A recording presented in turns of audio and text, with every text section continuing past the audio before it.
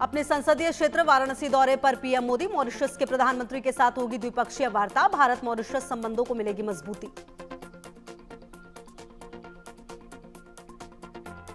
PM Modi आज उत्तराखंड के आपदा प्रभावित इलाकों का कराएंगे हवाई सर्वेक्षण, देहरादून में अधिकारियों के साथ उच्च स्तरीय समीक्षा बैठक करेंगे, आपदा से जुड़े सभी पहलुओं पर होगी चर्चा। पीएम मोदी के वाराणसी दौरे से पहले कांग्रेस प्रदेश अध्यक्ष अजय राय हाउस अरेस्ट, कांग्रेस ने वोट चोरी का आरोप लगाते हुए विरोध प्रदर्शन की योजना बनाई थी। आरएसएस प्रमुख मोहन भागवत के 75वें जन्मदिन पर पीएम मोदी का बधाई संदेश, पीएम ने भागवत के राष्ट्र निर्माण में योगदान की सराहना की, भागवत के परिवार के साथ अपने गहरे संबंधों को भी याद किया। पीएम मोदी ने मोहन भागवत के जन्मदिन पर अंग्रेजी अखबार में लिखा लेख, कहा मोहन जी वसुधैव कुटुंबकम के जीवंत उदाहरण, राष्ट्र प्रथम की मूल विचारधारा को सर्वोपरि रखा। गोरखनाथ मंदिर में महंत अवैधनाथ की 11वीं पुण्यतिथि पर सीएम योगी ने दी श्रद्धांजलि, बोले मैं पूज्य महाराज अवैधनाथ अपना पूरा जीवन देश और धर्म के लिए समर्पित किया। हरियाणा के मुख्यमंत्री नायब सिंह सैनी ने गुरुग्राम में हरियाणा शहर स्वच्छता अभियान में लिया हिस्सा, लोगों से भी स्वच्छता अभियान में जुड़ने की अपील।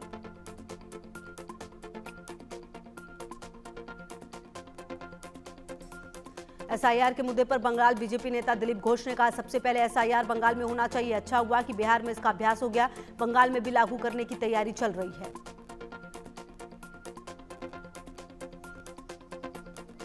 अयोध्या के गोसाईगंज से विधायक अभय सिंह ने पीएम मोदी को लिखा पत्र, नेपाल में फंसे अयोध्या के 8 नागरिकों की वापसी का अनुरोध किया।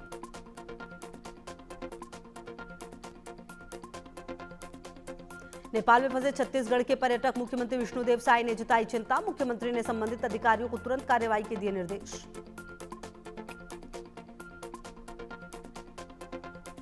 नृत्य कलाकार सुदर्शन पटनायक ने नेपाल हिंसा पर बनाई कलाकृति, शांति की अपील की।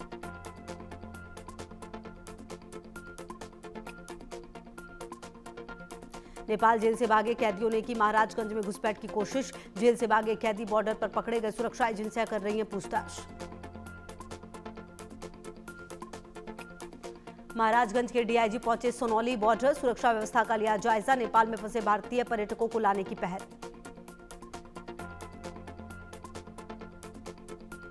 राजस्थान के श्रीगंगानगर में कुख्यात अपराधियों के खिलाफ बड़ी कार्रवाई, लॉरेंस बिश्नोई, रोहित गोदारा समेत कई गैंगस्टर के ठिकानों पर एक साथ दबिश, चल और अचल संपत्तियों की गहनता से जांच पड़ताल। दिल्ली पुलिस सेंट्रल एजेंसियों की बड़ी कार्रवाई, आतंकी आफताब और सुफियान गिरफ्तार, पुलिस ने आईईडी और हथियार भी किए बरामद।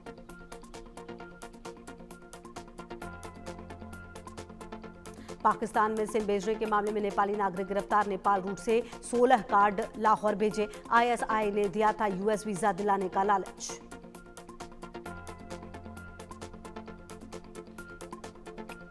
नागपुर में पेट्रोल पंप के करीब लूट की बड़ी वारदात, बाइक सवार 2 लुटेरों ने व्यापारी को बीच सड़क पर रोका, गोली मारकर लूटे 50 लाख।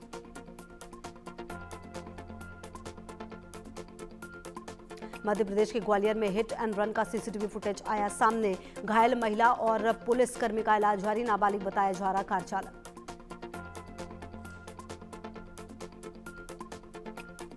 रायपुर एयरपोर्ट पर बिजली गिरने से नेविगेशन सिस्टम में खराबी, कई उड़ानें डाइवर्ट, यात्रियों को हो रही है परेशानी।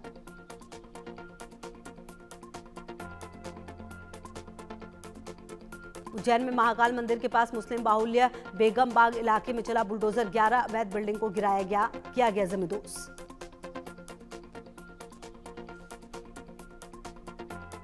राजस्थान के अजमेर में स्पेशल टीम की बड़ी कार्रवाई, मादक पदार्थ के साथ पिता पुत्र गिरफ्तार, स्मैक और गांजा भी बरामद।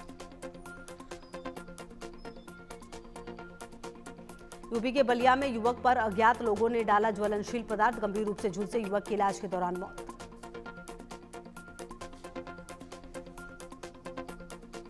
झारखंड के जमशेदपुर में दिखा रफ्तार का कहर, ट्रक ने युवक को 800 मीटर तक घसीटा, गुस्साए लोगों ने सड़क पर किया बवाल।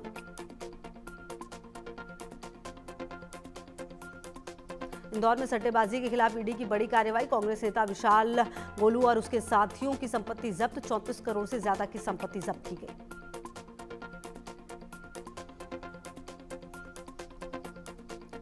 आतंकी फंडिंग मामले में एसआईए का एक्शन। दक्षिण कश्मीर के अवंतीपोरा बिजबेहरा में की गई छापेमारी। हिजबुल आतंकी अमीन बाबा के भागने से जुड़े मामले में रेड।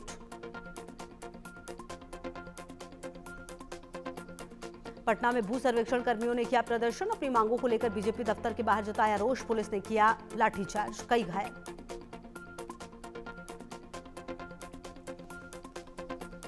सीएएफ जवान ने साली चाचा ससुर की गोली मारकर की हत्या। कोरबा में ड्यूटी छोड़कर ससुराल पहुंचा था। सर्विस राइफल से दोनों पर दो गोलियां दागी। दिल्ली के रोहिणी में ईंट मारकर युवक की हत्या। पड़ोसियों के बीच बचाव करने पहुंचा था युवक। पुलिस ने मामला दर्ज कर शुरू की आरोपियों की तलाश।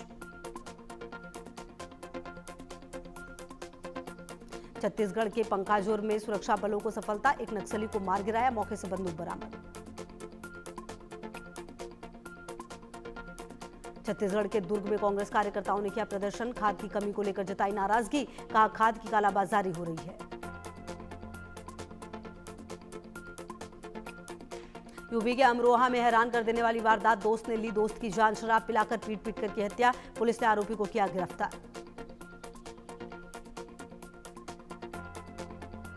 जयपुर के शिप्रापत मोहाना इलाके में चोरी की दो वारदात। 37 तोला सोने के जेवर, 3.15 लाख रुपए चोरी। पहचान छिपाने के लिए चादर ओढ़कर भाग गए चोर। छत्तीसगढ़ के राजनांदगांव में 3 लोगों की हत्या। चाकू से वार कर हत्या की गई। लापरवाही पर चिखली चौकी प्रभारी समेत 2 निलंबित। राजस्थान के बालोतरा में नगर परिषद कर्मियों की तानाशाही। दिहाड़ी मजदूर का सामान रोड पर गिराया। वीडियो हो रहा है वायरल। राजस्थान के धौलपुर में पकड़ी गई बांग्लादेशी महिला। 1 साल से रह रही थी महिला। पुलिस ने युवक और महिला को हिरासत में लिया। युवक के साथ महिला की बात आई सामने।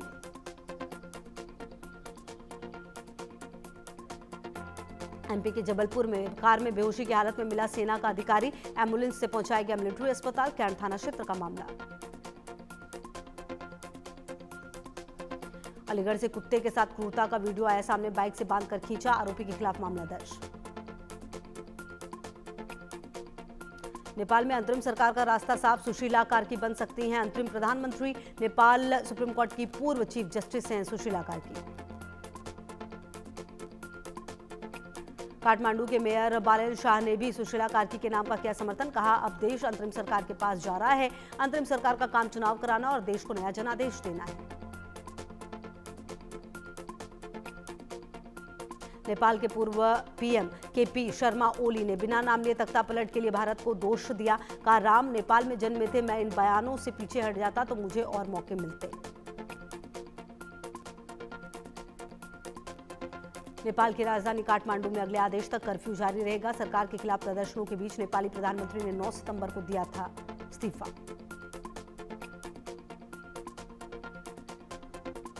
अमेरिका की यूटा वैली यूनिवर्सिटी में राष्ट्रपति ट्रंप के करीबी की हत्या। संबोधन के दौरान गोली मारकर हत्या। अमेरिका में राष्ट्रीय शोक का ऐलान। फ्रांस की सड़कों पर जबरदस्त विरोध प्रदर्शन। मैक्रो के खिलाफ सड़कों पर उतरे लोग। पुलिस ने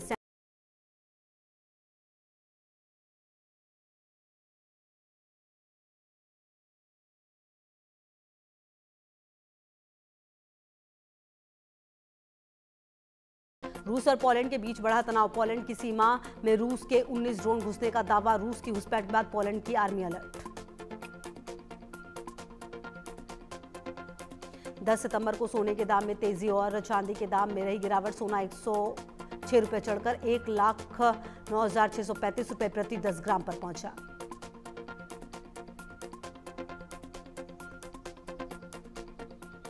केंद्रीय वाणिज्य और उद्योग मंत्री पीयूष गोयल का बड़ा बयान। भारत अमेरिका के साथ फ्री ट्रेड एग्रीमेंट के लिए लगातार चल रही है बात।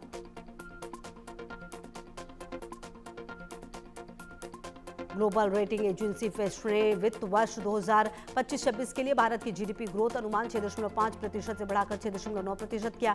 घरेलू मांग और मजबूत आर्थिक गतिविधियों की वजह से किया गया बदलाव।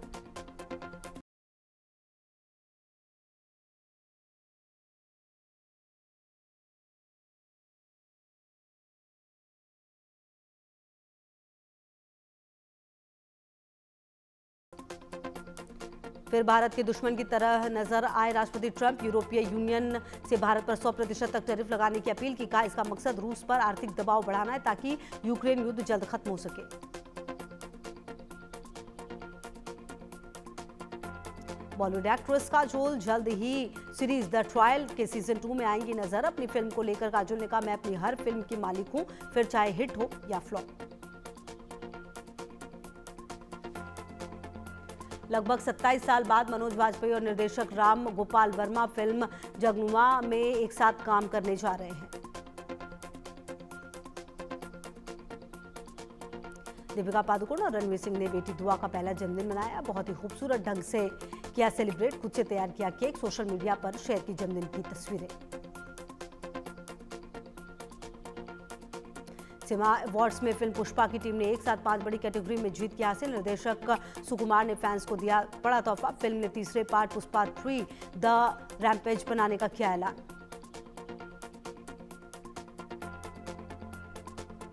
दिल्ली हाईकोर्ट में करिश्मा कपूर के बच्चों ने अपने पिता संजय कपूर की 30,000 करोड़ की संपत्ति में हिस्सा मांगने की दायर की याचिका। आरोप लगाया सौतेली मां प्रिया कपूर ने तैयार की नकली वसीयत।